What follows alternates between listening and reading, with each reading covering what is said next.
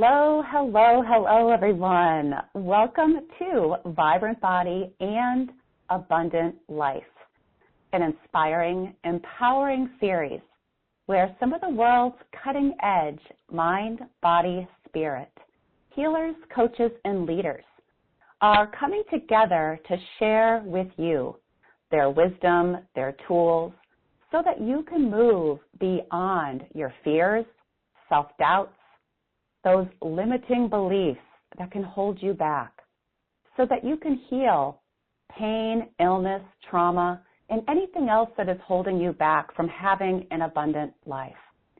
I am your host, Tanya Penney, Vibrant Body and Abundant Life Catalyst and Coach. And I'm here because I'm devoted to helping you have the healthy body, peaceful mind, balanced life, so that you can fully live your passionate, purposeful life with complete freedom. So today, you guys, I am very excited to share the wisdom of John Burgos with you. We are going to be diving into fully living your passions and purpose. Again, perfect for this month of January, for the new year. So I started following John, probably 2 years ago.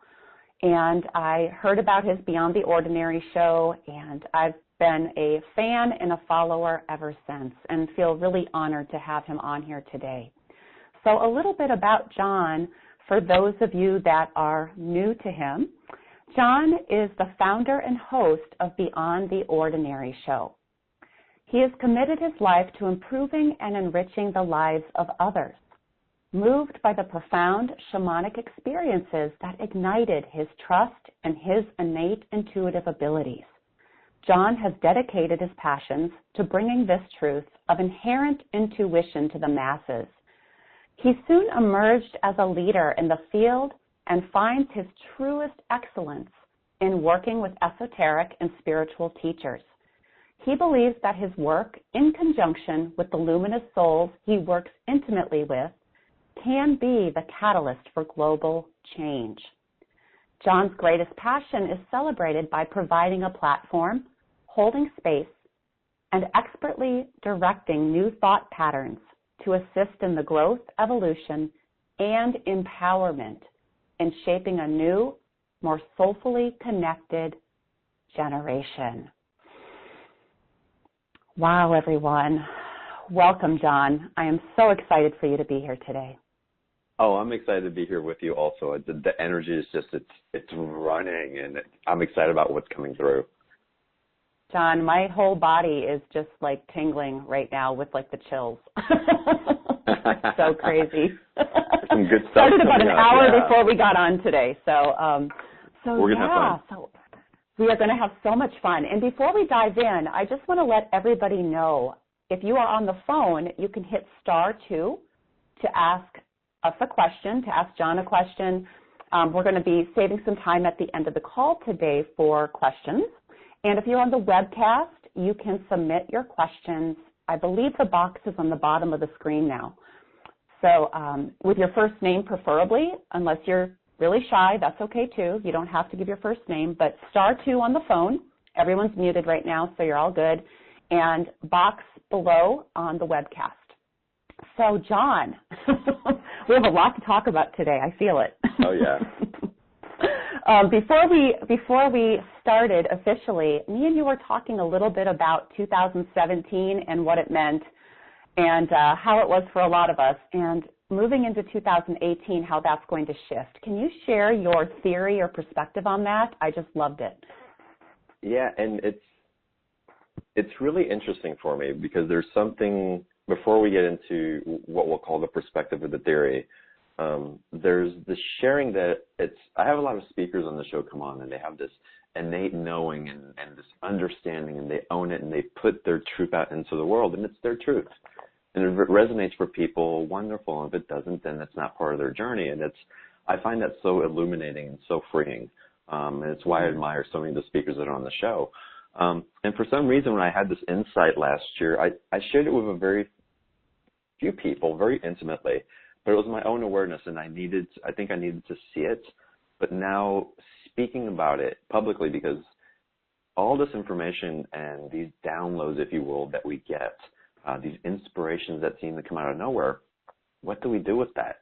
And yes, sometimes it is for us, but I think we're also at a time where it's time that our voice is heard and our truth is shared with other people, because other people may relax into that truth as well. It may give them permission to say, yeah, that's going on with me also, instead of keeping it and hoarding it, if you will, because we're not sure who's going to receive it. So last year in January, first week of January, it was right around this time I got the hit. It's like, wow, the year in 2017 is really exciting, and there's a lot of great things coming up, but a lot of people are talking about the potential and the opening and the expansion. It's like, I was more like, hold on, guys, hold on to your hats.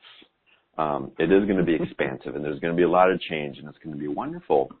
But I really saw this as the year of Kali, 2017, and Kali the Destroyer. And Kali's very loving, but she will remove obstacles that are in your way. And she can either do it with your assistance, and if you're not stepping up for it, she'll remove it quickly and fiercely so that those obstacles aren't there. And a lot of people, when you talk about Kali energy, they get a little intimidated by it because they know change is coming swift. It may hurt. It's going to be it may not be easy. Transformative. It may not be easy. But with Kali also is what people don't understand is in that love, it's like tearing the Band-Aid off instead of pulling it off slowly. It's like she's going to go in lovingly and just remove it. And what's happening in the energies, and it started really accelerating in 2017, is that those things are not in alignment with us, those obstacles, those things even that we hold at a cellular level within our body, this Kali energy was saying, no more, we're done. And the lessons and the suffering and the confusion and the chaos from these energies that we were holding 10 years ago could have lasted years or months at the very least. And with the 2017 energy, it was quick. It was efficient. It's like she loved you so much, she was just going to tear it off and you're going to be done. So there was a lot of abrupt energy, a lot of quick shifts that were happening, but it was all fast. And it was all done to prepare us for this year. Yes, and I noticed, one of the things I noticed is that for myself and with, my clients or other people personally in my life, if they tried to hold on to the Band-Aid, it was like easier if they just let it go and let it be, right? If they let it being ripped off, but if they fought it, it really caused a lot of pain and a lot of suffering. And the pain and the suffering is a tool, and we try to avoid pain and suffering, but it's a message. It's a sign that's saying you're holding on to something. So as we feel the pain and suffering, we get to choose. So hold on a second. Do I want to keep in the pain and suffering? Do I have the opportunity to make a conscious decision that would alleviate this? And so that, again, that Kali energy made that pain so substantial that we actually had to surrender to it. It's just, there was just no going around it. Yes. And I totally, like that whole thing where, pain and suffering, I think in life is kind of inevitable, right? It's with changing, with growing, with being here on the planet right now and being the souls that chose this type of evolution, like it's inevitable. So even if you are, quote unquote, enlightened, you're going to have pain and suffering. Jill and I talked about this the other day as well. And, but yeah, we can choose, and I know you're going to talk about 2018, which I'm excited about next. We can choose how fast we want to move through it or if we want to stay stuck in it. And I love that piece. Yeah, absolutely. And going back to the pain and suffering also, when you start going through the layers of that suffering as you're going through different transitions, your perception around the pain and suffering can change because you start realizing that it's leading you somewhere out of love, not out of lack. And when you start gaining that perspective and understanding and are willing to have a relationship with that pain and suffering, you know it's with purpose and you don't perceive it in the same way and you embrace it in a way where it's organic and you really see how it's serving you in a bigger way. And again, when that happens, you surrender to it that much more quicker because you can feel the essence of what it's transmuting in your whole energetic system. I love that. So it's almost like it becomes if you can see it as your guide or even as your friend, then it has something to teach you and you can move forward with it and through it with a lot more ease. Right. And we don't have to think about it. We can just move through it. And again, part of the trap is that we start trying to get logical about it and the why and all these things, and that has its appropriate place. But if we get stuck there too much, the mind creates problems to solve it. Yeah, the mind likes to ask why. I don't know how, that's just for us just to realize that is just something the mind's always going to do, but it doesn't mean that we have to answer it, or we don't, right. We don't have to spend a lot of time on trying to find the answer. Sometimes the answers are going to come, right, sooner rather than later, right. and sometimes they're going to come later. But yeah, absolutely. I love that you mentioned that about the mind, because I think a lot of us can get caught up in the whys, right? Like, why did this happen, or why is this happening, and that totally sucks your time and your energy for a lot of us if we allow it to. I've been in that trap a lot, yeah. I've done it before too. Raise your hand, right? We all do it. We all do it. So, John, moving into 2018, what is your take or your theory on 2018? I have. We're all dying to know. Oh my God! Oh my God! 2018. I'm so giddy. For this year, because what's happened as that slate has been cleared in 2017, with Kali really going in and destroying those things that were really walls to our progression spiritually, and moving into our human potential. It provided us a clean slate. And yeah, we've got other things that may be going on that are underlying, but they're subtle. They're not as strong. They weren't those deep-rooted things that were really keeping us anchored in a paradigm that wasn't serving us anymore. And so as Kali cleared that slate, we have a clean slate in 2018 to make conscious choice. And 2018 is really the year of choice. And with this new perspective and the energy that is flowing through from that choice, we're being called upon to decide based on our adult perspective, our adult understanding. Our child and our teenager has been leading a lot of the way as we're growing up, as we've been healing old core wounds, family, lineage, things that we all go through. And a lot of times we react from the child. From the teenager, we get into sadness, we get into not good enough, we get into rebellion, and it didn't serve. And with these limiting beliefs and these limiting structures really flipped on its side, we're on a new foundation where we get to make decisions from the adult perspective, and the adult gets to serve that child, gets to show up for that child. That adult gets to play with the teenager and with that child. And it's not that we're eliminating them, but as you so perfectly stated when we were talking earlier, Tanya, it's the teenager and the child are no longer running the show. And from that, the opportunities that are available to us, the type of relationships that we're looking for, career choices, really following our heart's desires and letting our hearts lead us into our soul's path, it's exciting. And from that space, it's not that you plan things out, it's a synchronicity shows up because your heart and your soul and your mind are acting as one, and it's leading and it's attracting to it what's in resonance for it at the time. And it's so beautiful and it's so exciting.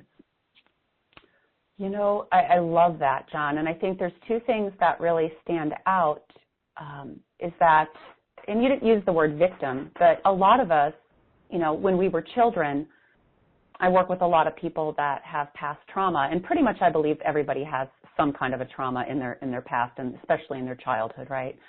And many of us, up until last year, have still been playing in that area and working on healing that trauma and those fears that went along with it, right? And that kind of victim energy where we think we don't have choice, right? But now what you're saying is last year, and I really felt this for myself, we cleared a lot of that. A lot of us did that deeper work so that we could clear it. And now in 2018, here we are, right? And I think when we were talking earlier, I said, you know, yeah, we have the child, we have the teenager, but we're not letting them drive, right? We're not letting them drive anymore. The adult has now stepped in. The wise, all-knowing, compassionate adult has stepped in to take care of those parts of ourselves, but they're now in the back seat, if we want to put it that way, metaphorically.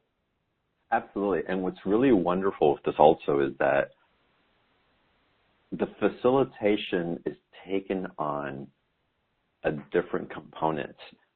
I don't feel that we need to go back into the trauma as deeply as we needed to before. It's not to say that we won't, but I don't think that it's as important as much. So with this year of choice and the energy that, again, that foundational structure that it's providing for us to really be empowered and step into that 5D perspective and even further, it is allowing us to just say, hold on a second.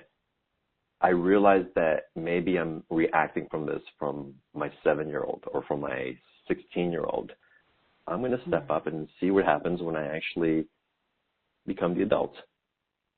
And if you haven't cleared those traumas, if you haven't worked on the deep-seated issues that are coming up, don't worry about it. Just be conscious enough to decide to stop. Collect yourself for a second and go, wait, I'm going to make the decision from this adult perspective. And the adult does not have to be the father, the mother, the stern one and all that. The adult can be fun and playful and open-hearted and innocent also. And that's the invitation for the teenager and the child to merge and say yes instead of resist. But you also get to be the mother, the father, the grandmother, the grandmother, and you get to connect with your guides and with other people who are on a similar journey. And in that, the support that becomes available really engenders an empowerment that hasn't been there before, because a lot of us have been doing this journey solo. We've been stuck in this spiritual closet, knowing that there's things available to us, but too afraid to seek it out, not knowing what it was going to look like, not knowing it was going to be accepted. And that's done now. It's time to break out and really just own your truth. And just be aware that your truth can be one thing 1 second, and 2 seconds later it can change. But it's yours. And honor that. And own it. And really live from that perspective. And again, you'll be amazed at what's available and shows up for you.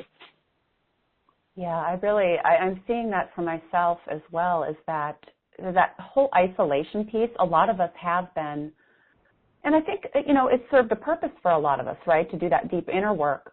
We needed that alone time and maybe that space. But I do feel, too, like you said, John, that 2018 is really like, I don't know if you said coming out of the closet, but it's like it's coming out. It's coming out. It's being like it's reaching out for support, but it's also like shining and being who you are and putting yourself out there. And I think that's because we have, you know, worked on releasing some of those fears we were talking about earlier, those the not good enough and that kind of stuff, and the fears that go with being seen, that our child and our teenager often had because of past trauma. It's like, yay, we've got our I don't want to say armor, but we've had our shield where, yes, we're still protected, I want to say, but we don't need to protect ourselves. Does that make sense? Like we can put ourselves out there now.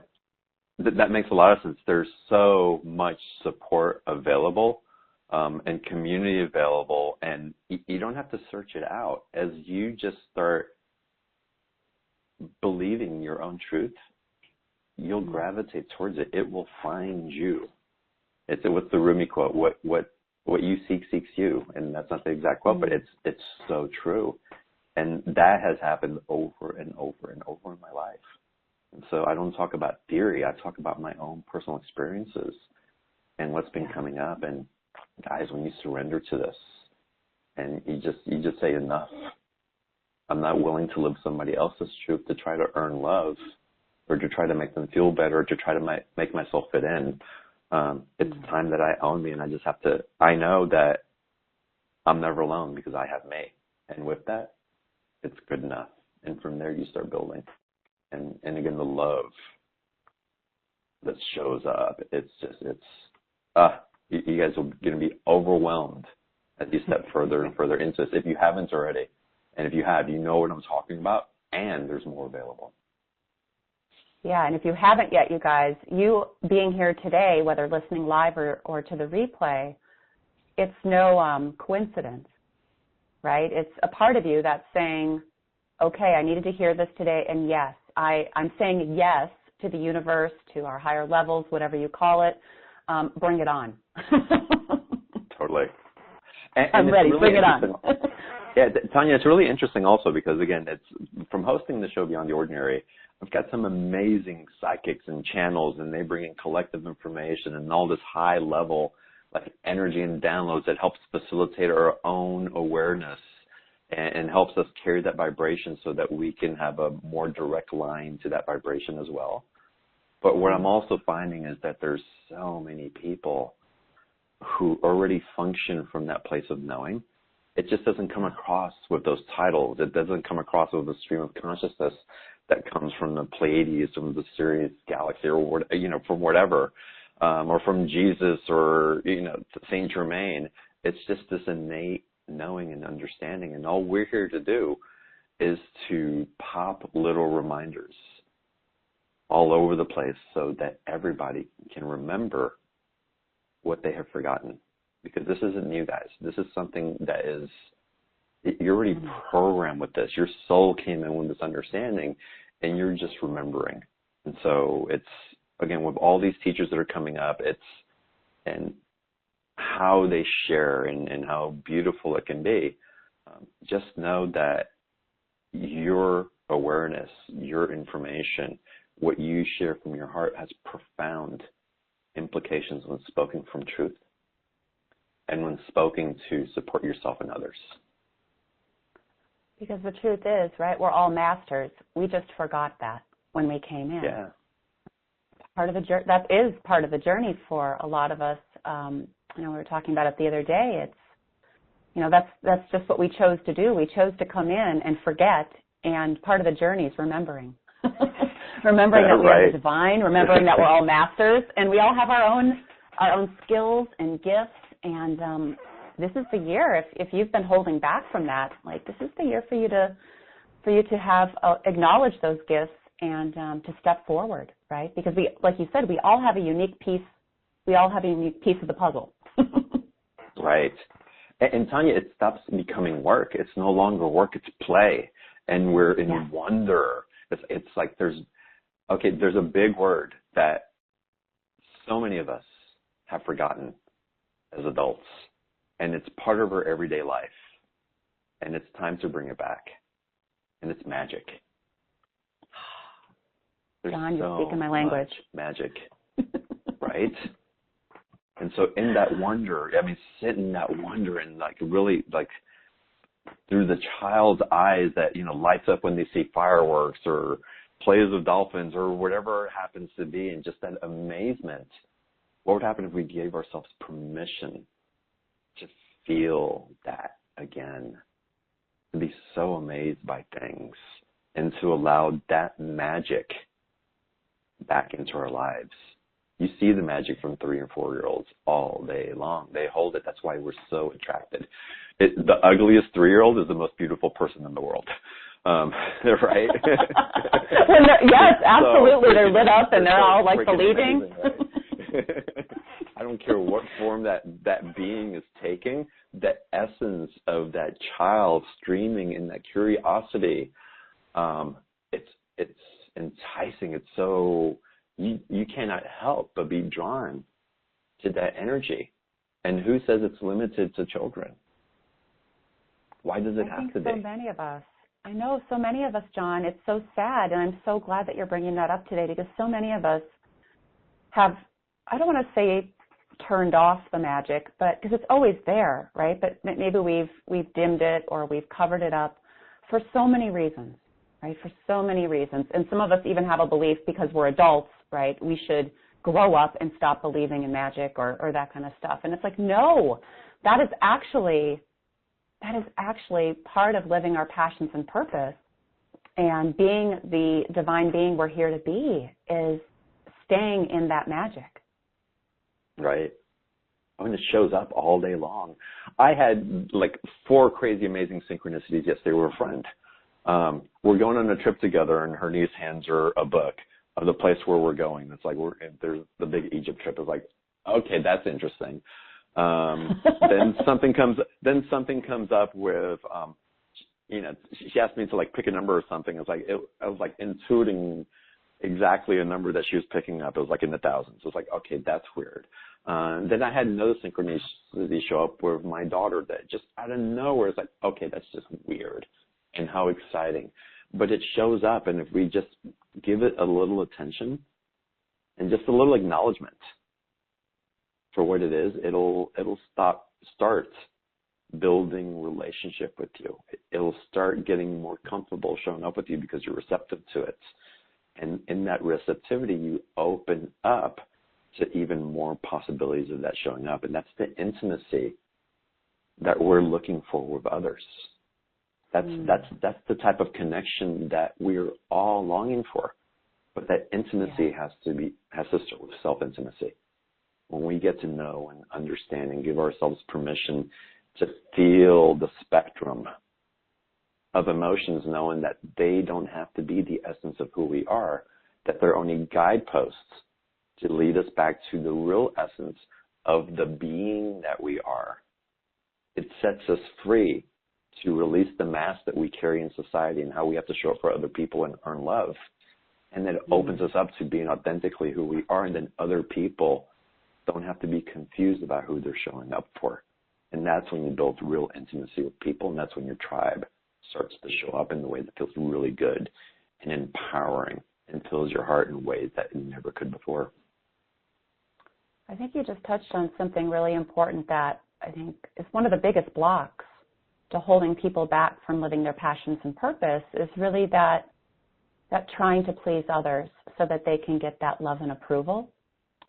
And of course, that started when we were children, right? And it's like, no, you guys, like if we can remind ourselves every day now that we don't need to do that anymore. We can just be, like you're saying, John, being our authentic selves, being who we truly are, following that play and that passion and our hearts. And then everybody who's meant to come into our lives and play with us will show up with ease, right? Like magically, like you're talking about. Well, and you may experience a little bit of that Kali energy as you do that, and that's okay. Because as you decide to show up for who you really are, you have to realize that those relationships that you base that foundation on are going to shift, because now you're showing people a different version of you, and they get to decide if they want to play with that version or not.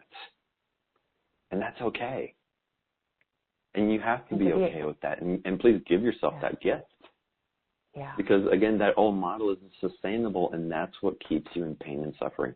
That's what stops the magic from showing up, because you're trying to create magic out of somebody else's thunder, not your own. Ooh, that's a good one, John. Say that one again. Yeah, you're trying to create magic out of somebody else's thunder, out of their energy, out of their potential, not your own. That is a great quote. I'm typing that one down. Trying to create magic out of someone else's thunder, you said, right? Right. That's a good one, John. Yeah, out of what somebody else wants. And, of course, we know that we've tried that, and that doesn't work anymore. It works not for a little work. bit. And it makes us feel good, and it makes us feel safe in community, and our parents did it. At least a lot of our parents in my generation, they stayed together. That's how we learned it. Did the whole, we learned it, and they huddled together, and they did the safety thing, and you have to have family, and family is redefining itself. We're finding family. We're choosing family. We have our blood family. We get to choose how we show up for that. But we're also choosing a vibration that's congruent with us with another type of family that's showing up. And I think it's important for people to remember that. I know I've had a lot of clients in the past year who were really trying to hold on to being who their family wanted them to be, and so they could be liked and loved by their family. And, they're 40, 50 some years old, and they've got illness, and they've got all these life breakdowns, and it's like, you guys, it's happening because you're trying to hold on and be this person you're really not, to make other people happy. And you've got to break out of that mold and that shell and be okay, right? Be okay with letting go of people if that's what needs to happen, or not having as close of a relationship with them because of that. But like you said, John, then your new tribe or your new family, whatever word you like to use, is going to come in. You're never going to be alone, right? You're never going to be alone. You always have family.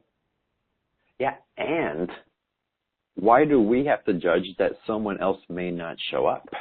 Where did we just let go of any preconceived notion of how someone else will, maybe they'll show up in a bigger way. Maybe it'll be a smooth transition. Maybe they'll fall out for a little bit and come back in a way that expands what you had and puts a new timeline in place that's even bigger than what you could have imagined. It's like we are no longer in control because we are no longer controlling or trying to. Not that we ever could, but when we let go and just allow our hearts to say, this is where I'm guided to go, then you give other people permission to do the same thing. And again, magic happens in that. And it's a ripple effect that is based on benevolence, because you're acting out of love. You're acting out of self-love. You're acting out of love for someone else. You're releasing the old energy, the old cord, not because you're trying to slice them out of your life. They don't serve you anymore. But what you're doing is you're raising your vibration. I wish we were on video right now to demonstrate, but you're raising your vibration to a different octave. And when you do that, you never have to close doors. The invitation for anybody to meet you at that octave is always there. You don't have to slay anybody. You don't have to shut people out. What you don't have to do is lower yourself back to that old model, to that old vibration that's going to cause you pain and suffering, because from there, you're only empowering that energy. You're not facilitating a change into the vibration that you know is available. And when you hang up there, if that's the place where you're residing, that higher vibration of energy, anything below that is inauthenticity. Synchronicity stops to show up. Suffering starts to happen. Health problems begin to occur. You start having money issues. All these things that we think are problems are really just showing us that we're falling a little bit out of the octave, and it's asking for a readjustment. It's showing us that we're not being our true, authentic self, right? That's really what it's showing us. Yeah. And it's also then an invitation when you stay up there, right? We think, well, sometimes we think, well, we have to get down so we can go meet these people again and bring them up with us. Whereas if we just stay up in that vibration, those who are willing and ready will take the invitation and join us. Absolutely. You know, my biggest lesson with that was with my children, with my two daughters. And I started expanding and opening up. I wanted to share, but you know, kids are great lesson givers. I got a lot of judgment and being made fun of very lightly, but still enough that my sensitive nature was like, oh my God, you know, it's like maybe I should like hold back a little bit or not share as much. And there's wisdom that comes with that new octave of energy. And so you know how to kind of dance in the field and the invitation with people, but really at the end of the day, you just have to be you. And in that, people will either resonate towards it or they won't, but there's an attraction factor. People want some of that. People get confused because things become really easy for you, supposedly. But and life's not supposed to be easy, John. No, we're supposed to suffer and work hard and look at everything that I did. I did everything according to the rule book. And why am I in so much pain? Why does life suck? Why am I not living a life purpose? There's got to be more. It's time to throw the rule book out. Amen to that. Yeah. I burned mine years ago. Right. So, John, a lot of people I know that are on the call probably know your history and know about you, but I bet you there's a lot of people that don't. Could you just give us a little bit of a taste of how you moved into the work that you're doing today?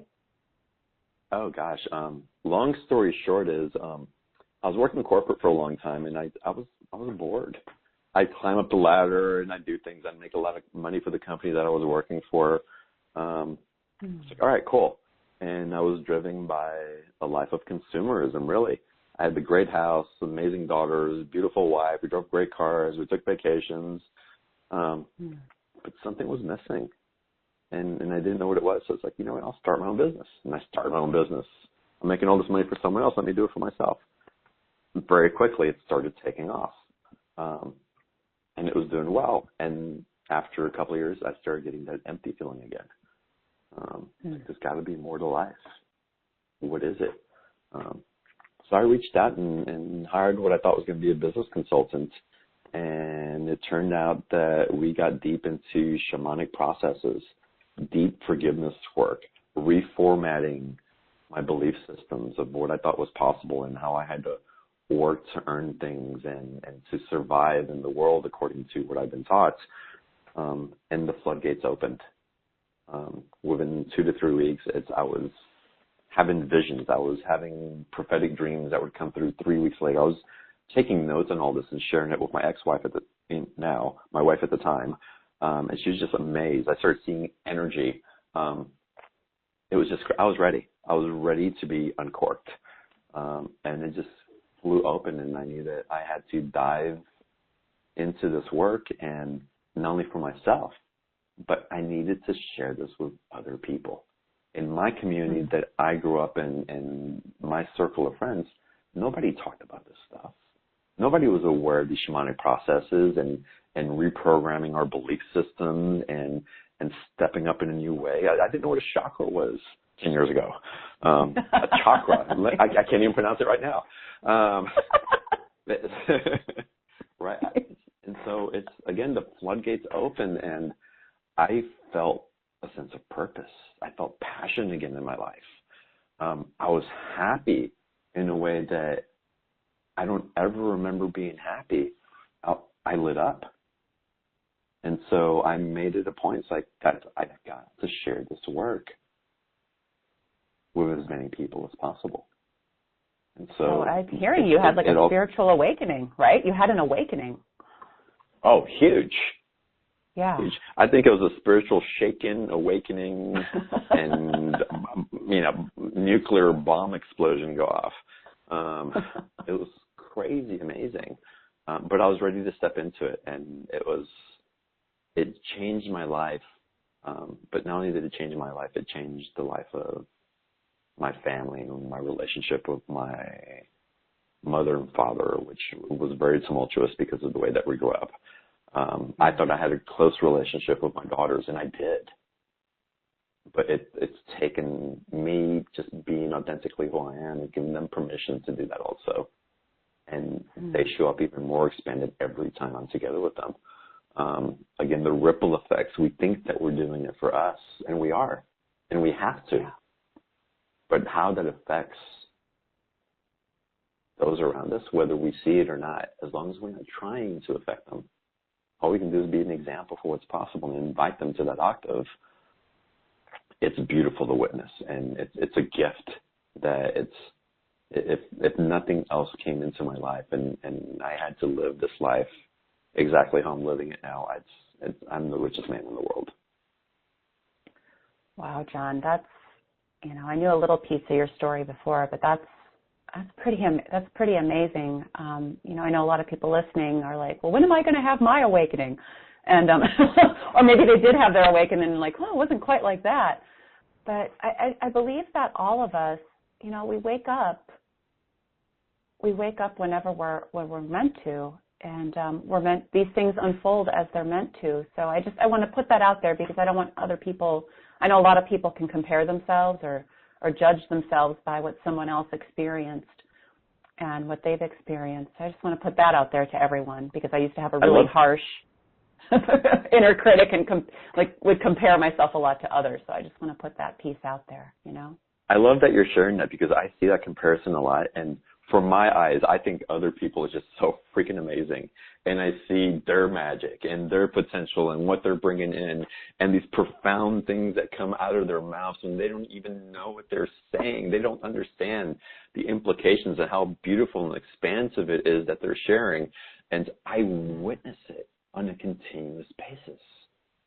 And you call it out, hopefully. I do sometimes, but sometimes people are just being themselves. And how beautiful is that? And it's, what if you just being you right now is exactly perfect.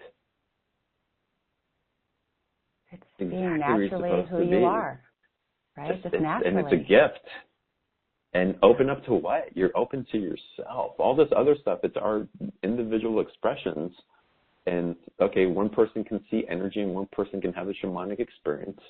What about those people whose hearts are open and share that so beautifully with their family and their children? Or those people who are impassioned about the work that they do, and they share that. Or those people who feel stuck and don't know what to do next, but you're actually creating a catalyst for change in that stuckness. We all get stuck at different points. We think we're stuck, but that's an impetus for a big burst of growth that's supposed to happen. And when you do it for yourself, believe it or not, you're doing it for the collective, and we need you. We all need to go through this. And when that happens, it provides an opportunity for all of us to step into the divinity that we're here to experience. And not judge the stuckness, which I think a lot of us do, which I think that judgment piece is so important to touch on, because I think so many of us, something happens, like I'll just use an example, when I was diagnosed with MS, there was a part of me that blamed myself, that beat myself up for, whatever, I must have done something wrong to for this to happen to me. And if I would have stayed in that place, I would have stayed sick, right? If I would have kept in that judgment and beating myself up, which was actually one of the causes of it as well. But when you are able to look at whatever it is, whatever your challenge is, right, whether it's money or health or a relationship breakdown or career, and say, okay, this is a little nudge for me. There's something here I'm to get out of this, and to not judge it or beat yourself up for it, right? Right. No, and I think you're touching on something very important. And again, and we repeat those things to ourselves that we judge. We're setting the vibrational invitation for that to keep showing up, because we're saying, hey, I want to have a relationship with you subconsciously. I want you to keep showing up because I'm giving you energy. And so that giving you energy and running the belief, right? Whatever the belief is that's keeping you. You're feeding it. Yeah. You're nurturing it. You've seeded it. You're fertilizing it. You're putting it out there. You're giving it your sunlight consciously. It's no longer subconscious. We hear that. Yeah. It's no longer subconscious. And again, this is the year of choice. Yeah. Guys, you guys are aware now that this is happening. If it keeps perpetuating, what are you choosing? Be aware. You don't have to have judgment, but bring into your awareness, hold on a second, at some level I am choosing this. How can I make a different decision that's going to take me into a different choice potential? Sorry to interrupt you. Yeah, absolutely. I just want to ask, I hear people saying, but John, or but Tanya, or but whoever, what if I have these fears? What if these fears are still here? What do I do with those? Like I'm conscious of it. I know they're here. I know they're not lurking in the subconscious or unconscious anymore. So what do I do with these? Oh my God, fear. So why are we so afraid of fear? I love fear. No, but really, why are we so afraid of being afraid? I don't know. Why do we want to push it away? Why do we not want to have a relationship with fear? It's like, okay, you're afraid. Awesome. Pick up your little one energetically. I got you. I love you, and we're doing this together. Because fear typically pings that little one first. We're in an energy of choice, guys. When that fear comes up, go back to your 3, your 4, your 6-year-old and pick her up, pick him up. Say, we've got this. Let's feel this together. Let's go through this together, and let's have a relationship with this thing that has been villainized. That's called fear, because it's actually trying to love us into a different state of being. We don't have to be afraid. Right? It's asking for love and support, actually, this part of us. And again, it goes back to the child, right, John? I think so many of these fears are, they started in childhood, and God bless our parents, right? Like, they were doing the best they could, but they didn't know how to deal with our fear. So I think we learned to reject or push away our fears because we weren't taught what to do with them. So I love that you're actually giving us a really practical, simple, it may not feel easy when you first do it, but I love that. It's like, okay, when your fear's there, let's turn to it. Let's not run away from it or try to, deny it or push it away. Let's pick it up and love it. Yeah, and I actually want to give a different perspective of what our parents taught us and the cycle that we're in with this. Thank God. Oh my God. Guys, have so much compassion and understanding for the timeline in which our parents grew up in. Because they really suffered. They were ingrained in that fear. And they were supposed to teach us that. We were supposed to pick that up. Because it was up to us to create a new paradigm of what it means to be in that energy. And we wouldn't know the difference if we didn't get to experience it. So as far as I'm concerned, there were warriors that came in and said, we're going to own this. We're going to pass it on to you because you guys are going to carry the torch and do something different with it that's never been done before.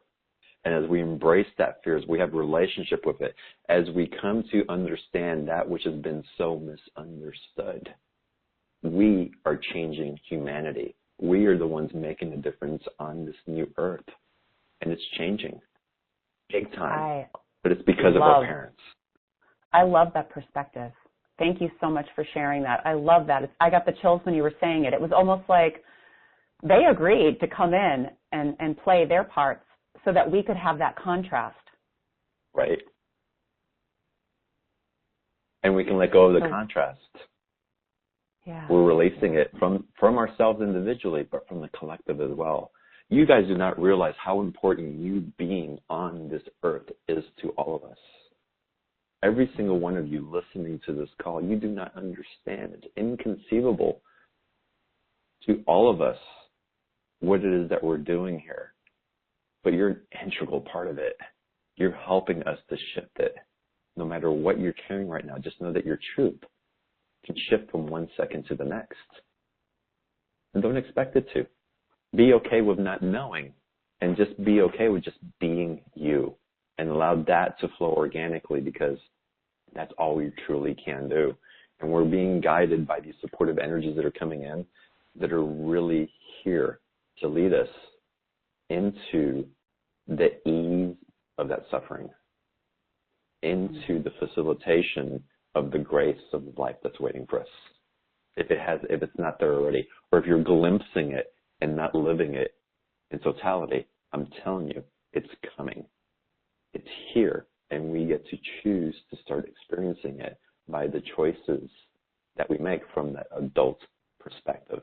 And what's beautiful also, Tanya, and I'm going a little long here, I apologize, but what's also happening is I see it all the time on the show, and I'm finding speakers and teachers coming out of the woodworks with all these gifts. And that to me is just an indication of everybody who's ready to step into this. So those teachers from you are also a barometer for how many people are ready to step into that. So you don't have to do this alone. There's so much support, so much community, so many different ways of learning and remembering and teaching available that you're going to find something that's going to ping your field into that remembrance and to be able to carry it. And it's again, we're being supported in so many different ways. And this incredible, loving universe is supporting us through the reflections of all of these different souls that are showing up in our lives to guide us into that new territory. Whew, it's like, wow. Like if even sitting here listening to this today, I can feel myself opening even more. And I felt pretty open when we got on the phone today, like open and ready to receive support from my higher levels, and like really feeling that support that's here. So I'm just putting that out to everyone, like just really being in this energy with us right now and feeling that openness. And everyone's going to feel it a little bit different in their bodies, or wherever they feel it, because we're all so different. But wow, John, I'm loving this conversation, and we're having some questions come in on the webcast and on the phone. Are you open to bringing some of that in, John? Absolutely. How fun. Awesome. Okay, let's see. Tiff says on the webcast, hi, John and Tanya. You guys touched on this, but I think 2018 is about stepping up our game. Yes, the universe will provide. Yes, when we are in the flow, things are easy. However, the trek up the mountain to get to the flow requires discipline and a consistent spiritual practice. I think 2018 is a time we need to encourage each other to actually walk our talk and not think that reading books and listening to calls replaces our need to persevere with our own drive and self-commitment. In other words, let's help each other reach higher. Thanks. I agree 100%. It's about us taking personal action. Again, it's about us making those adult decisions for ourselves. And yeah, our programs are fantastic as community, but we've got to be empowered. We have to step into our sovereignty, and we don't have to know how to do that fully. We do it by taking a step at a time, and disciplined practice is beautiful, and those tools are available, and they help you to maintain a vibration as you keep elevating up, and it's so wonderful. And we can also give ourselves a break and know that if we do that practice out of love and out of expansion, not out of a ritual that we have to, because we go into the have to, we go back into the old structure. We go back into it's not enough. I'm doubting if I don't prove myself, then it's not going to be gifted to me. I'm not going to. Or I have to do it, right? I have to do it, or I'm not going to get where I want to go. Yeah, and you come to this place within your being that you just say, this is what I'm choosing to show up for. It feels good. It feels expansive. It's like the people that want to start their diet January 1st and they use, the new year as the barometer to get something going, but they're not really carrying wanting to change energetically. And so they try to force themselves, and they go through these programs, and they lose 15 pounds by the middle of February, but then the energy just starts slumping a little bit, and they get off track. Their heart and passion and awareness wasn't really in it. They weren't carrying the vibration of this is what I'm choosing to be. And there's a sweet spot that we can tap into when we make a decision from our heart and our soul that's also joined with the mind. When they act in this communion, in that Trinity, that's where the expansion really starts helping. So all of these other tools, phone calls, these meditations, your books that you're reading, they act as facilitators to holding a frequency of that practice that you've entered through this acknowledgement that you're ready to receive something more. Does that make sense? It does. It does. And one thing I want to add is that really looking at, because it is the new year, so of course people are looking at their desires and their intentions and their goals and whatever you call it, right? And I think you touched on something important.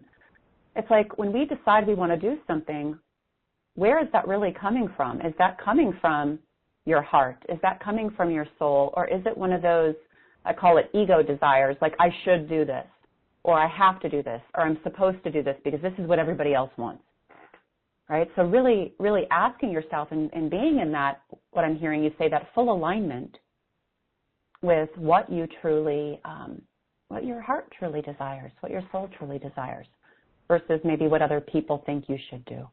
I think that's really important. Yeah, I love that. I love that perspective. And something else that comes up for me also is that when we do get into that practice, because it feels good to us. If you're not showing up, you can always stop and ask yourself, why am I not showing up for this now? Is it a self-sabotage thing that's happening because I'm growing and it scares me? Or is it because it's not really in alignment with me? And nobody can answer that except you. Yeah, I think that's, and so again, I love that. Yeah, and so it's our self-intimacy. Again, we have to get to that place where we're intimate with ourselves enough to be okay having these discussions with ourselves, to feel deeply into the emotions that are coming up and to let those emotions dissolve so that we can get to the core of the truth that's really emanating from our essence. And nobody can answer that. We can give you 10 different responses on how to deal with this, but it all falls upon you and the choices that you make. And again, there's a facilitation that has come through energetically in the last, forever, but this year it's really pronounced in that power of choice and making the choices from the wisdom, from the experience of your adult self coming in and saying, I'm taking over now.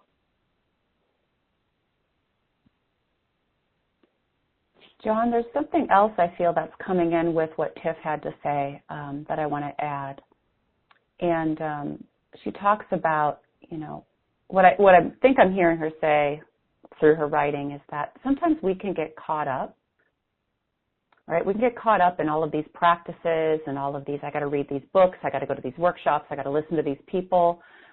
So it almost becomes a way that we hold ourselves back from actually taking what I call inspired action, right?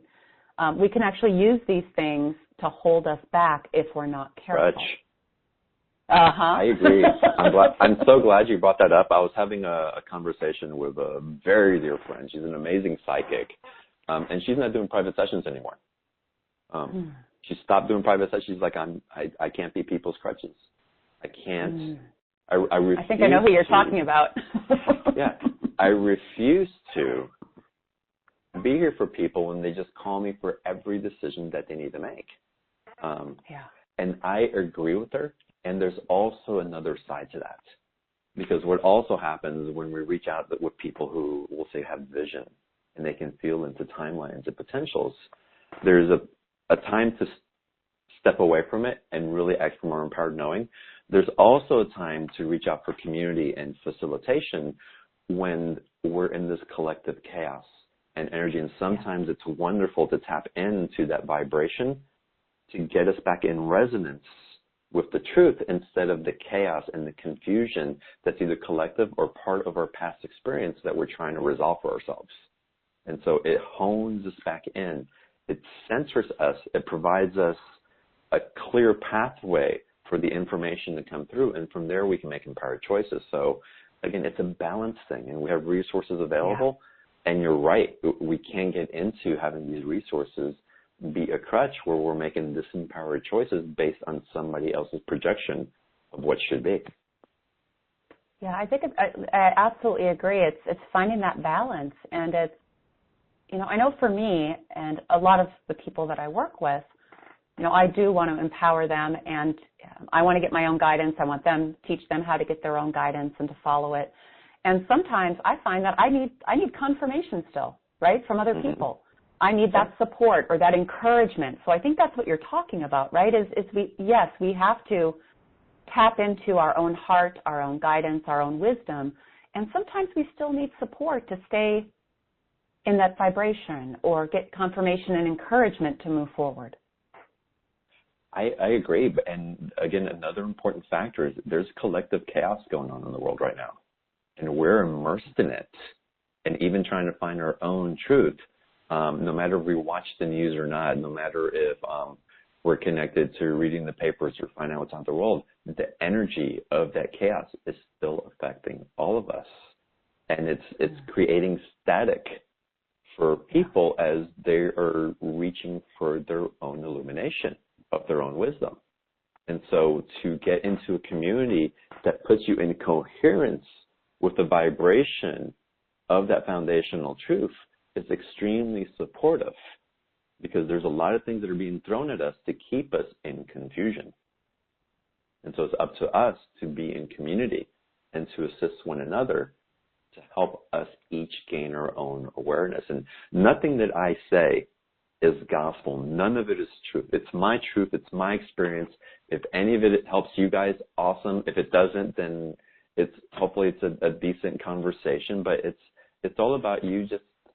It's about us playing and open up a dialogue so that we can dance in each other's lives to get to the essence of what's coming up next in that divinity, again, that's available to us all, and that's becoming even more and more prevalent as we transition from that chaotic frequency, as we transition from war and lack and misalignment into congruency and community and expansion of our soul essence.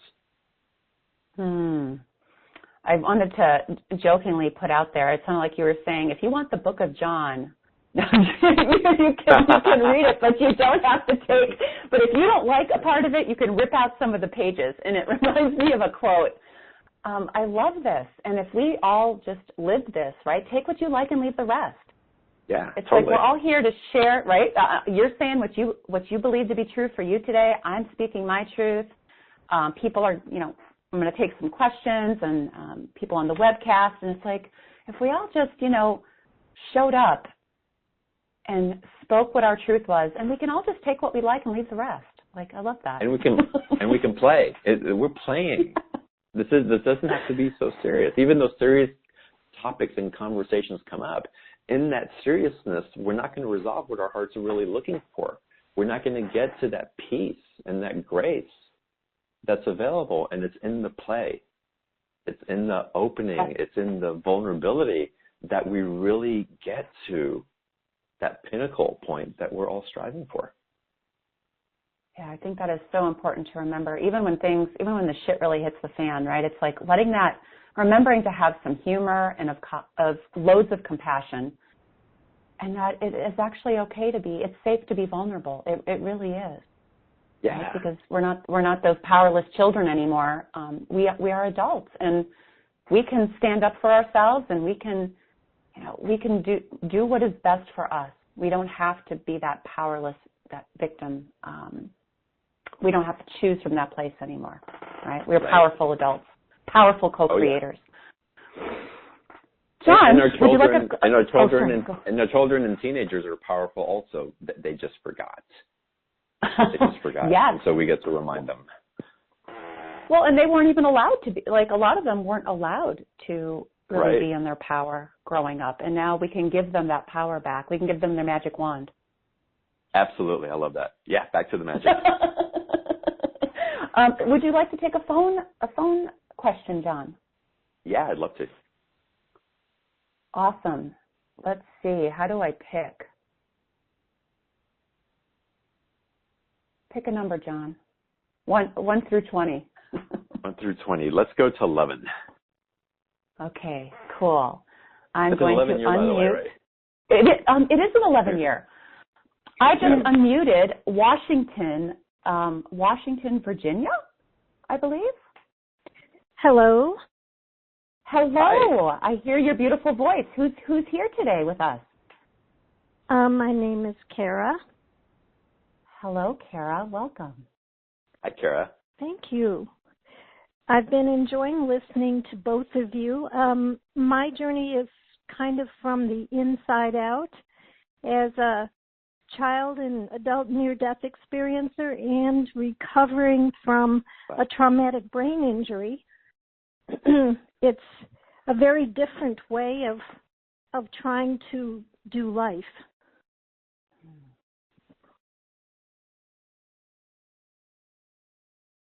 And do you have a question about that? Okay, I thought I lost you. We're listening intently. If you have any suggestions or anything that comes to you regarding a way to interact with people better. I'm guided to go first of all to your experience, and I get energetically what happened with your injury. But what would happen if the time for your experience to shift in perspective, whether we don't call it traumatic anymore, and shift the energy into, I had this experience that changed my life, and invited the positivity of that shift instead of the marriage that you've had with it on how traumatic it was. Because it's not traumatic anymore in today. I get that you may have symptoms that come up, but I truly believe that some of the symptoms are based on the energy of the choices that we're making with our words. Our words are so powerful. They're creators. They're master creators. I'm getting the chills. It's so important that we look at some of the things where we say we're in victim mode, even though we don't call it that. My relationship ended because of this, and it was hard this, and I don't have any money, and I don't get along with my mother. It's like, where did we started shifting the story? It's like, wow, I'm not talking to my mom. I wonder why I need space. She's actually gifted me something that I probably needed. I wonder what it is. I had this traumatic experience, and I had a near-death experience. It's like, how many people have an NDE? Why was I chosen for that? And how can I use that to serve me and serve others? Now, your question about being around other people, there's a sensitivity, this empathic ability that you have, and it's so disparate probably from the love that you touched on the other side that it's chaotic. It throws you for a loop. It's like dizzying. It's like, how can something be so off of what I know happens to be true? Yes. And so, hon, I think it's up to you to start saying, you know what? I was shown this for a reason. I was given this. And instead of me being a victim of other people's energy, it's time for me to lead and show people what's possible and what's truly here. And you don't have to have a big platform to do it. You don't have to speak on stage to do it, write a book and be on TV. What if you just shared that at the grocery store? What if you start amplifying that with someone that you meet in the street? If you're at the coffee shop, what if you bought the person's coffee behind you just as a gift with nothing expected in return? And you just shared that love that you know is available instead of buying into everybody else's bullshit that love isn't really here. And so my invitation for you is just to lead. You were gifted this vision and this experience. And you can do it in what you think are little ways, but you do not understand the implications of your little act of love, the ripple effects that'll have on the world. It's so huge. I want to share a story also. I had a very dear friend who wrote a book. He got picked up by a major publisher. They gave him an advance. He wrote this amazing, beautiful book. And he threw it, and he'd call me. He's like, John, I don't know. I hope it does well. I hope it does good. I'm worried it's not sales aren't going through. It's like, you need to give it time. Let it grow. Let people come to it. But now that you wrote the book, it's none of your business where it goes. You followed your soul's guidance. You did what you were instructed to do.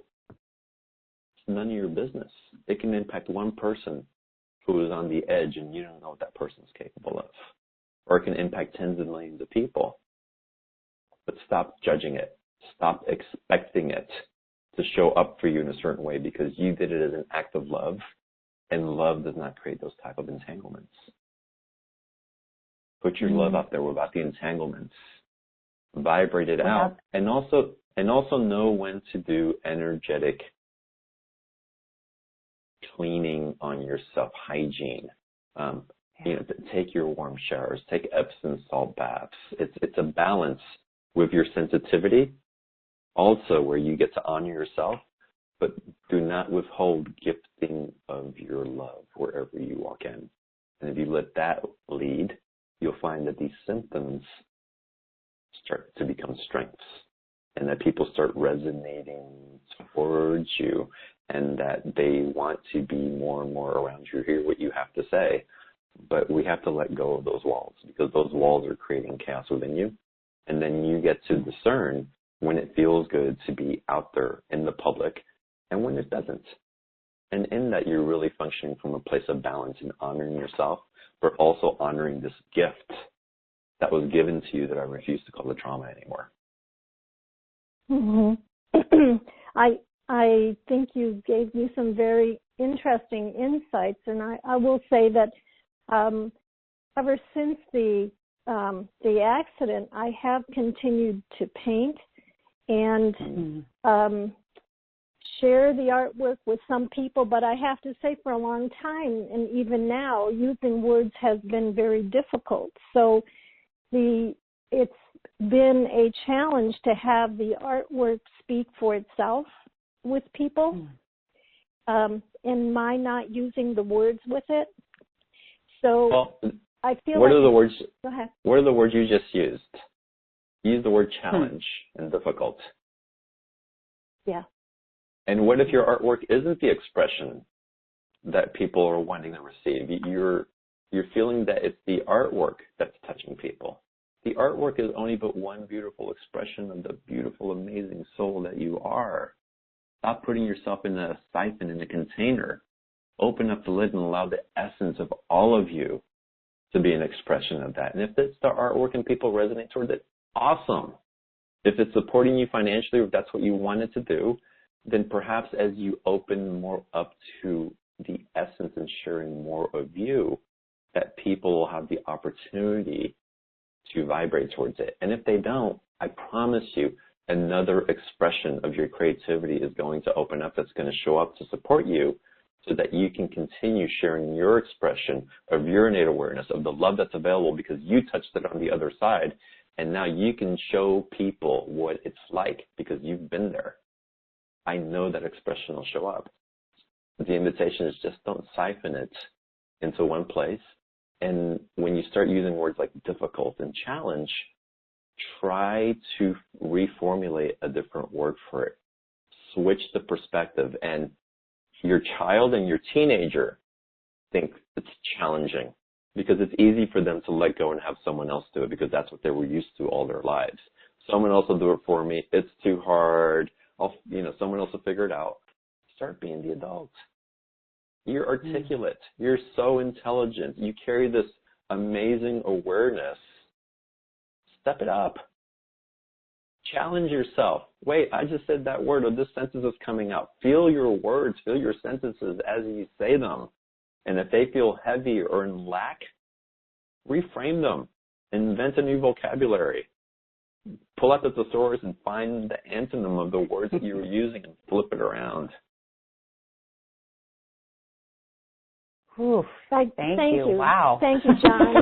I think the thing that you said that helped me the most is to allow another way to show up, another way to share this, to show up, and to not be invested in just the art, for instance. Yeah. I see you, and as you guys are talking, I'm like, as you're talking, I'm seeing you like going out and speaking to other people that have had near-death experiences, and even to people who don't, because I haven't had one. Like, I'm interested in learning more about hearing about that, and maybe even using your art, having classes for people that have gone through that to help whatever they, it's like whatever they experience, they can't get it out maybe with words, like you're saying, and maybe it's like providing those classes for people that have had those experiences to allow that to come out of them, whatever they experienced, is what I saw flashing. So I just wanted to add that in there. I love that. And I see working with children also with the arts as an expression that really opens you. It's not as vulnerable for you, or actually it is, but it opens your heart. And that allows you to get more into your softness, which is so beautiful. And you're not sure of the expression and how it's come out other than art. Look at this conversation that we're having. Your expression of sharing has opened up things within me, I know, that wasn't there before. So thank you. Yeah, thank you very much. Thank you both. both. Thank you for raising your hand. Thank you. Get out there. Get out there and shine your light, sister. Just love you. Yeah. All righty, I will. Thank you. All right, you better report back to us. All righty, will do. Awesome. Bye-bye. Such a beautiful heart. Bye. Thank you. Bye. Oh, that was wonderful. So what are you feeling, John? Are you feeling like one more question, or are you feeling guided? Is there something else you feel really guided to share? I know there's been a lot of questions. I'm just looking at the webcast. Let's take another question. Really there's like probably 10 people that have asked questions related to how do I find my purpose? How do I discover what my purpose is? So what is your take on that, John? What's your purpose today? I mean, it's so funny, Tanya. I'm so practical now when it comes to these things, because it's the simple things. Truly, it's the simple things. Esoteric wisdom is wonderful, but it's the simplicity in that wisdom that really is the catalyst for change. If it's confusing to the mind, it's confusing to the heart. If it's simple, it goes straight to the heart and then bypasses all these other judgments and belief systems. And so we have to get back to the simplicity. And there's so much profound information that's out there, and it creates this whirlwind of energy that opens up to expand. But my invitation for everyone is to let's get back into the simplicity of what's going on. You want to know your purpose is? Your purpose is to be freaking happy. Your purpose is to love yourself so much and to have fun with yourself and to get to know yourself so well in that intimacy. Your purpose is to be okay with blowing up and getting angry or loving someone else until your heart breaks, and then loving someone else until that heart breaks, and doing that over and over and over again. That's your purpose. You're here to discover you. And all of these other things that show up as an expression of what we think our purpose is, it's us sharing what we've gone through so that other people can understand what's available to them. So when you step into that, you're not confused about your purpose. Your purpose is you being you and emanating that into the world.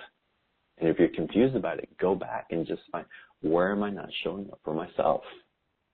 Where am I putting myself second? Where am I making something else a priority over something that I really want to do? And yeah, you have to pay your bills and support yourself and take care of your family, but at what cost? At what cost? And you have to, again, we're stepping it up. We get to make empowered choices based on the adult version of us. And just know when you're functioning from that foundation, and your foundation is love, that there's no wrong decisions. If your foundation were manipulation and control and all these other type of energies, then yeah, we should probably work a little bit on aligning some of those misconstrued energies that are just confused. But when we get those energies out of confusion in alignment with love, then you're in a whole different timeline. There's opportunities show up. There is no wrong choice. It's just an experience that we've decided to go into. And as long as you stay in that love facilitation, that energy that's popping up, it's going to lead you further and further into your purpose. And that purpose is going to change on an ongoing basis. Love yourself and love others authentically. Let's take the mask off. Let's step out of the spiritual closet and just start being us. And if people are going to judge, that's great. They're judging for their own reasons. They're going to judge you either way, so you might as well be judged for being who you truly are. Yeah. That's liberation. That's peace. And I don't think we're looking for purpose. I really think that we're looking for peace.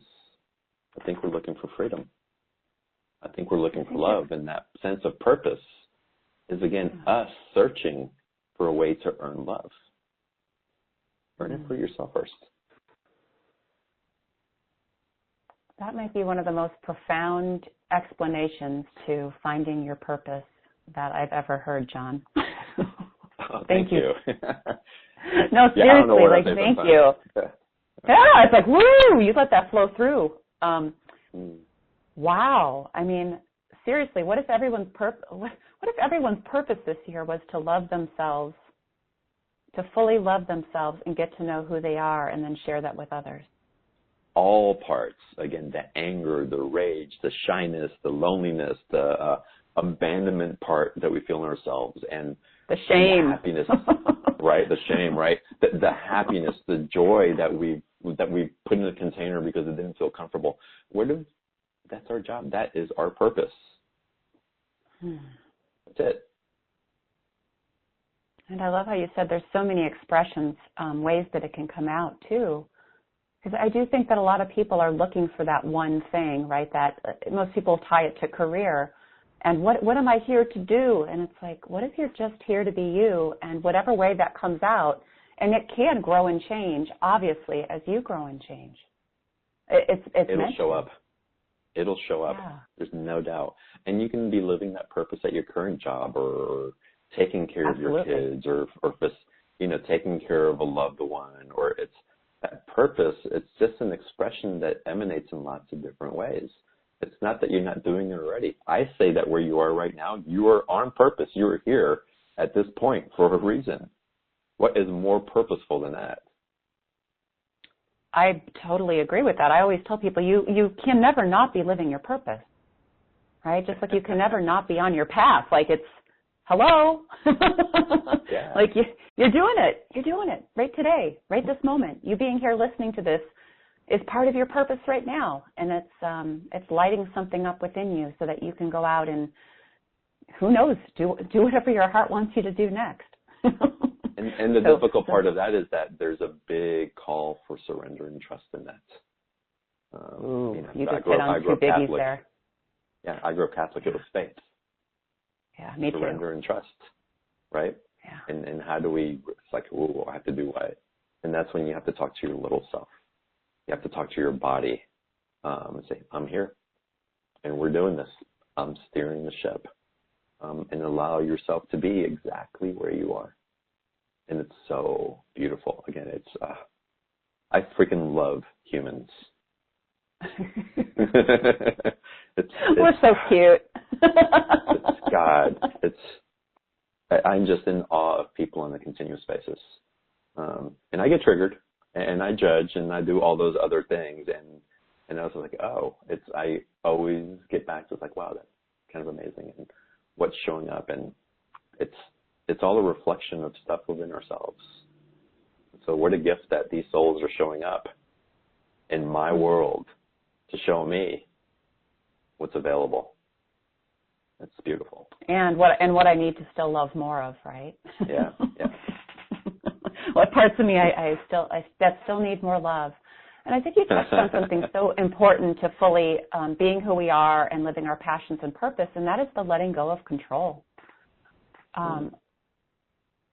I think many of us, I know for myself, that has been one of my biggest struggles and one of the biggest things I've needed to work on and practice in order to fully heal chronic illness, was that letting go of control and being okay with the unknown and having that trust and that faith that I am supported and that things will work out, maybe not always the way I want them to, right, but the way that they're meant to, when I follow my heart, right?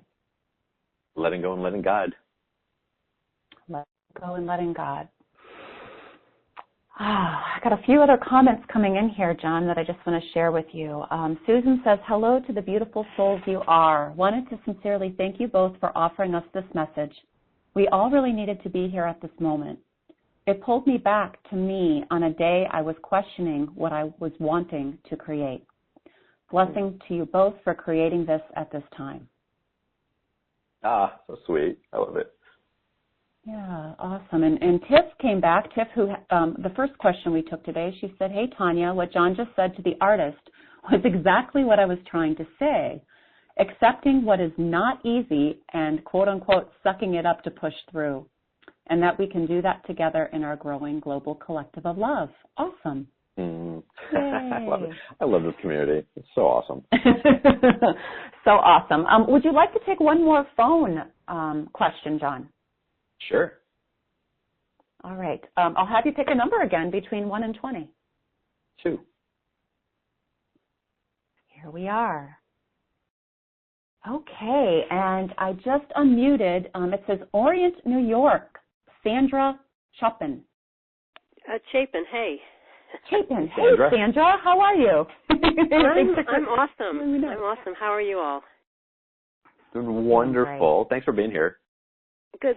Thank you for inviting me. My question is, I would like some clarity on the difference between free will and divine guidance. That's a good one. I love it. I love this question. So it's. I'll try not to go too long here, but my first question is, what's your take on it? Oh boy. Well, ideally, I want my guides and teachers to tell me what to do. But I think I was listening to somebody on your program, John, and they said that they're going to throw it back in your court. Hold on a second. Hold on. Okay. No, I want you to tell me what your awareness is about it. I want you to give me clarity. Oh, geez. I should probably decide what I want to do, but I don't know what I want to do. Okay. Yeah. Are you talking about what you want to do in terms of work or career or like? Or should I stay or should I go? I mean, right now at this point in my life, no, I can do pretty much what I want to do, but I just don't know what I want to do. Mm. And so, do you think you're functioning from free will or divine will?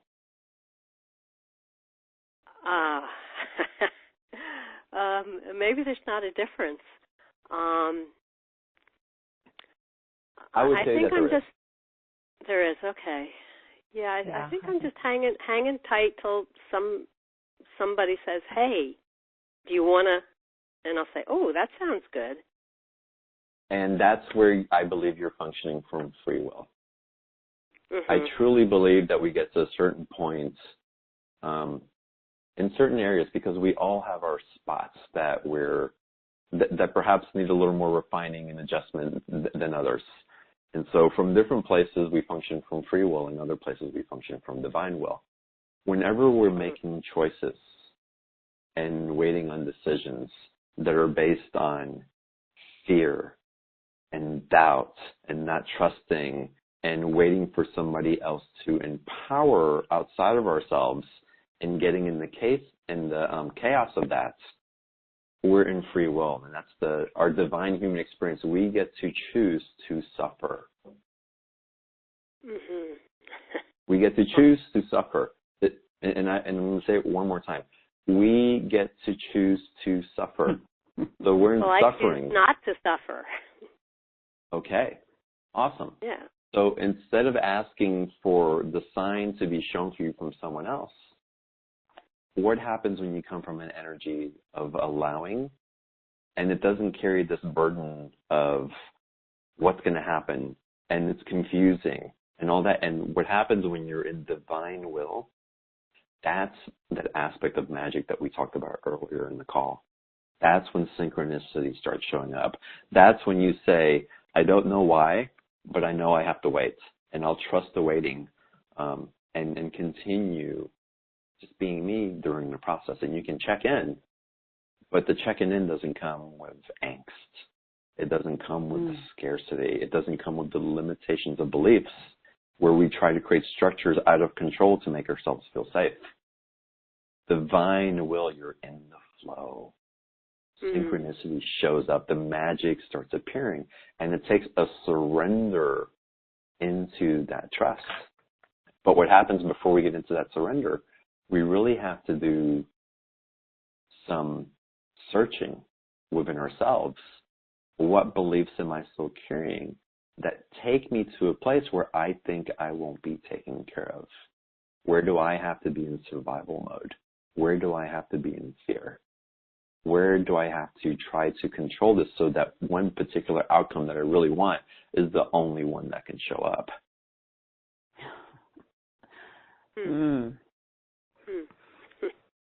Does that make sense? Some. I'll listen to the replay and try to process it. So what I want you to do, and the reason that I asked you earlier to bring in your clarity to it, is that a good exercise for you to do you meditate at all? And I used to be a big meditator, and I stopped. Okay, excellent. In the meditation, if you'll do any type of invocation, it doesn't matter what the words are, just feel it. And again, this is where I love getting out of structure, because we can get into the feeling of what it is that we want to reverse engineer into our lives. What do I want this next stage to feel like? What happens if I get there and it's so much bigger than what I could have controlled to create by myself? And get into the gratitude for that showing up in your life, and let it well you up in happiness and joy and surrender that it actually showed up for you. And you didn't have to be anything for it. You just had to just be you, not force it. And in that meditation, allow those emotions to flow through you. Don't get into emptiness, into calm. I want you to get into the chaos of your emotions and feel what it is that you're bringing into your life, and invite it into you from that vibrational level so that it can have a relationship with you, because now it can ping your field.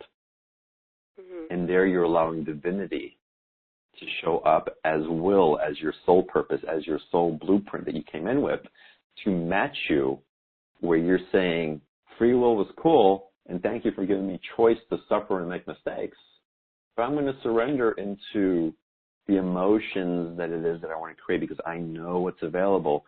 And my chaos and my suffering is because I know that love is there for me, but I don't know where to find it. And in that frenetic search of finding that love, that peace that you're looking for, it creates more and more chaos. But when you surrender into it and allow it to show up to match you, then the flow starts occurring and divine will starts taking over, and free will, you will find, will not be leading anymore, because free will was based on you choosing to have karmic experiences that perhaps aren't necessary anymore. Yay. Yay. I love that, John. And my take on divine guidance and free will, I would say, it's interesting. At this point on my journey, I believe that we're always being guided, and then we get to choose if we want to act on it or not, right? If we want to choose, if we want to act on it or not. And I guess that's what you would call divine will. Like, I love that. I've never heard it put that way before, divine will. I love that. And Sandra, it's so interesting. As John's talking, it's like, did you say that you didn't know what you wanted? Well, I know I want to be happy and raise my vibratory level and, that kind of thing. But it's, shall I do it here or should I do it someplace else, or does it matter? Yeah, it's interesting because I get this feeling of like there's a lot of right or wrong going on. Like it's like doubt, right or wrong, and it's like I just get to just pick something and do it. Like just go for it, right? Whatever it is, just go for it. And then if that's not feeling right as you're going for it, you can totally switch direction. Right. Oh God, I get into that all the time. It's like, am I making the right choice? Wait, what do I do? What do I do? And then I just let go. It's like, oh, I'm doing that to myself again. It's like, okay, I'm going to choose one over this, and but it's in alignment with my heart, and that's really where I go in. So if the confusion comes up and you're not sure, you can always give yourself time. And if time isn't an option because something is pressuring you from a different energetic world than the one that you're choosing to live in, then ask your heart. And you know what, a great exercise to do, if you're not sure, and guys, this is like an advanced technique that someone taught me a long time ago, but I love it. It's so empowering. Go in front of the mirror, invite your 4 or 5 year old little girl in front of the mirror and ask her what she thinks. Mm-hmm. She will not lie to you. She will eliminate, she will cut through all the BS. There's such truth in the innocence and the awareness, and then feel that answer in your heart. Don't filter it. Ask her, what do you think of this? What do you think? Should we stay here or should we move? And see how her answer feels to you. But again, you can't filter.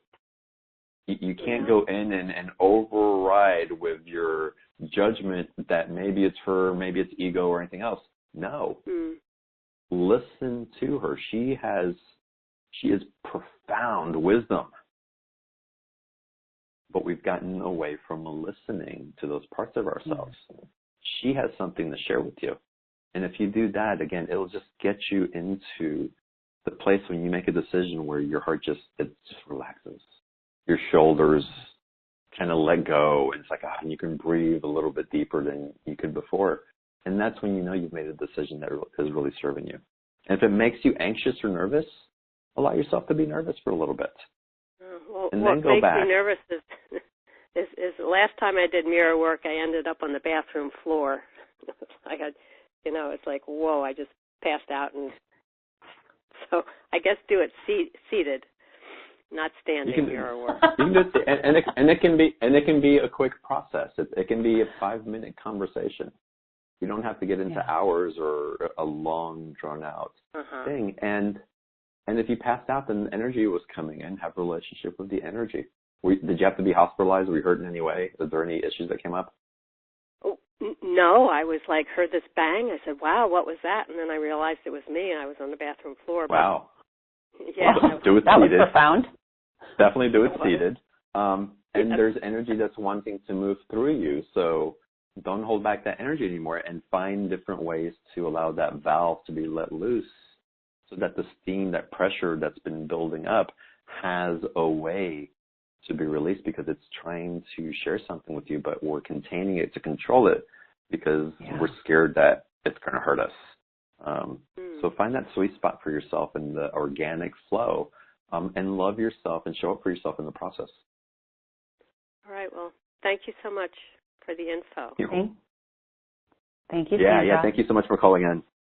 Okay. Bye. Bye. Ooh. Yeah, I was going to say, do it seated on the bed. Totally, right? and do it more often, right? Like, what you're saying is, like, a lot of us, I think, try to hold off, and then all of a sudden that guidance or that energy comes through, and then it blows us, like Mount Vesuvius. And it's like, if we learn and we take that time, I think, to show up every day, maybe it'll be less extreme. Right? That blast of insight that we're talking about. Wow, I think I'm going to have to go back and listen to this, John. There were some pretty powerful things shared today. So. Oh, it's fun. Wow. Okay. Yeah. Can we share about the LA event? I'm so excited about that. Yes. I want to get to your gift and the LA event. So whichever one you want to start with, John, go for it. Well, since I mentioned LA, I'm so excited about this, guys. For the last 3 years, I was guided to do live events, to show up in person and invite speakers and create just this gathering place for all of us that really want to have these conversations. And it just wasn't falling. It's just there was things that I was clearing in the field, the right partnerships, all that, but it like fell into place. And it feels so good and so expansive. So I and my co-host, Sarah Landon, are leading live one-day events every second Saturday of the month this year to gather in community. And we're going to have the first events happening next weekend, January 13th, in the Indigo Hotel downtown Los Angeles. And anybody who's in this California region, show up to the event. It's going to be fantastic. But if you're not in California, you've listened from other places in the world, we're also live streaming it. And so it's Sarah and I having these type of conversations and then bringing in Q&A. This month, we also have the keynote speaker, Meg Benedict. She's like galactic energy, repatterning, Merkaba with Metatron. It's just, it's so amazing. It's going to be so much fun. And it's going to be an experience. And again, we wanted to create this space and build community in person and share intimacy. And if you happen to be watching the live stream, you get the in-person energy also. And it's allowing us to make these conversations the normal conversations, not the ones where we said, God, I wish I could have this conversation in my community, but there's no one that lives around me that is aware of this, or they'll think I'm weird or whatever. It's time that we normalize this and invite other people into this truth that we all carry. If you're listening to this, it's time that we get out of the untruths.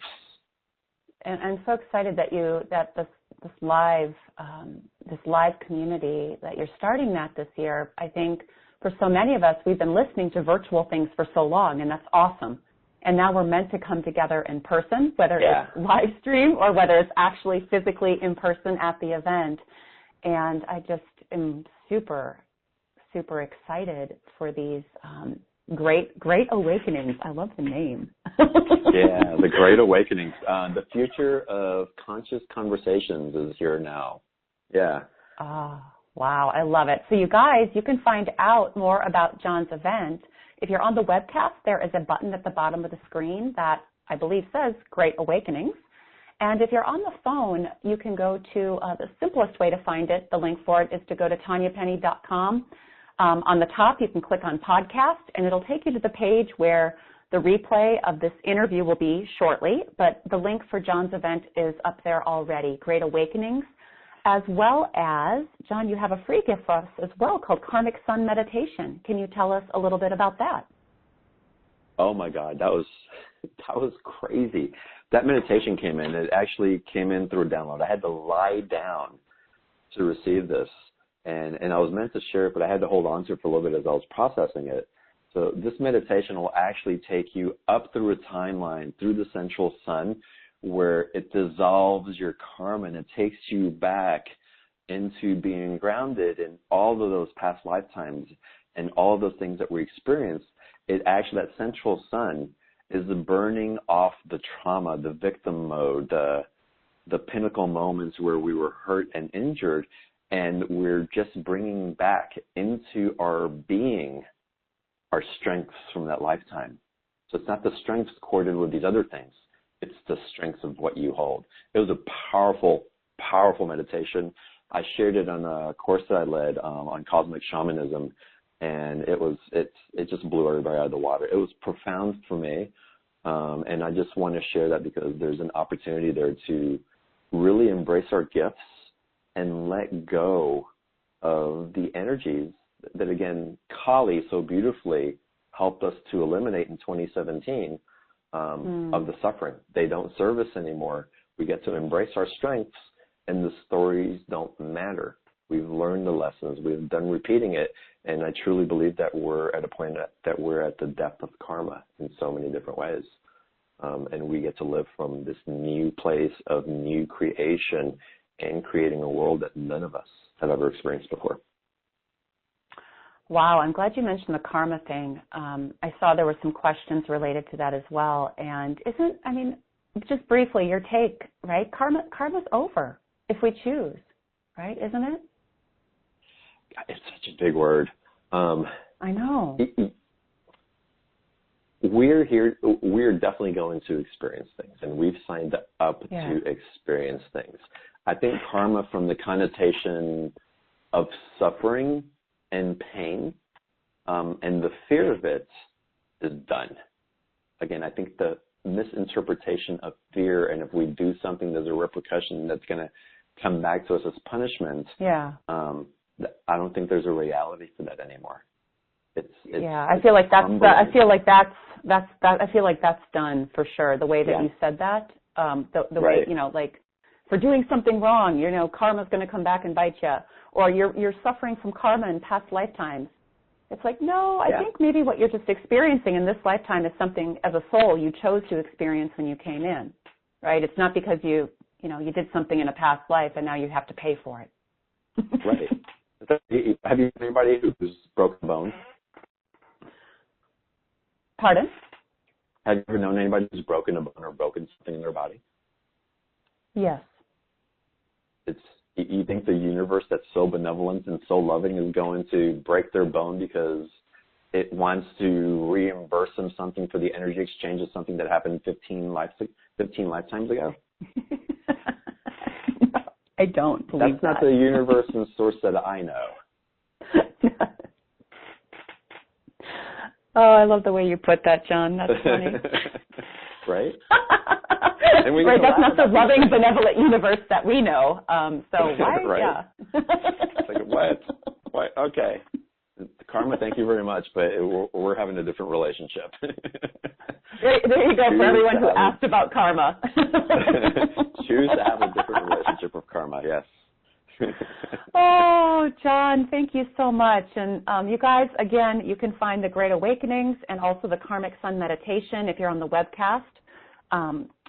On the bottom of the screen, there's links and buttons.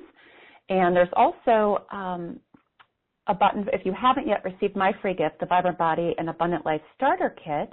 And if you're on the phone or listening to the replay, you can go to, on iTunes, Podbean, it's going to be all over. You can go to TanyaPennny.com and just click on podcast, and it'll take you to this amazing interview, John's event, and free gifts, and really all the experts that are going to be joining us in 2018 and even from 2017. So you can find it all there. And John, again, I just want to say thank you for being here today. My gosh, my mind feels a little blown right now. Oh, this is so fun. Thank you so much for giving me this opportunity just to share and spew. And again, it's this energy is just so, it's so inspiring to feel everybody on the call, and just again, I get to share truth and play with it and have these conversations. So thank you everybody for playing. Oh yeah, thank you so much everybody for being here, whether you're live or whether you're listening to the replay. Yeah, just thank you so much. So with that, I'll go ahead and we'll wrap up today's amazing conversation. And the last thing I want to share is, I guess, just remember progress, not perfection, like self-acceptance and just accepting where you are in your path right now and in your journey, and having that humor and compassion that John and I have been talking about, I think is so important, just so important for our growth and our evolution, and to not take it too seriously. John, take your play seriously. Any parting words? Yeah, take your play seriously. That's the only thing you need to take seriously. Ooh, I like that. Take your play seriously. That's going to be your quote, John. Awesome. And for everybody whose questions we didn't get to, I just want to say, sorry, we have limited time, and thank you. And you can reach out to me or John. You can go to beyondtheordinary.com or TanyaPennny.com, and we both have contact links. And I just look forward to, more of this amazing energy and see what unfolds in 2018, John, and everybody. It's exciting. Thank you so much, Tanya. Thank you, everybody. All right. Bye, everyone. See you soon.